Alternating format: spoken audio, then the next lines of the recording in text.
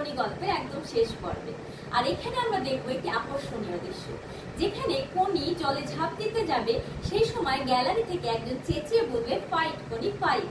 আর এই কথাটা শোনা মাত্রই কিন্তু কোনি ভিতর থেকে মোটিভেটেড হয়ে যাবে। সে ঝাঁপ দেবে এবং যথারীতিভাবে রমা যোশীকে টক্কর দেবে। সকলের চোখ জ্বলে। এখানে কিন্তু মতি নন্দী একটা সুন্দর উদাহরণ দিয়েছে। তিনি বলেছেন যে এই কম্পিটিশন জলে না হয়ে যদি ডাঙায় হতো, মনে হতো একটা প্যান্থার যেন তাড়া করছে।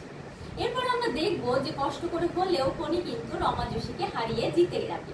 আর এখানে জেতা মাত্রই রমা যোশী এসে তাকে অভিবাদন করবে এবং বাংলা জয় জয়কার শুরু করে দেবে।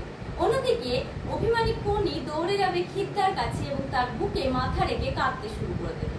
তাকে জানতে চাইলে খিদ্দা উত্তর দেবে, আমি তোর সাথেই ছিলাম জলের তলায় এবং বলছিলাম মানুষ চাইলেই সব পারে, চাইলেই সে সব পারে, ফাইট করি ফাইট।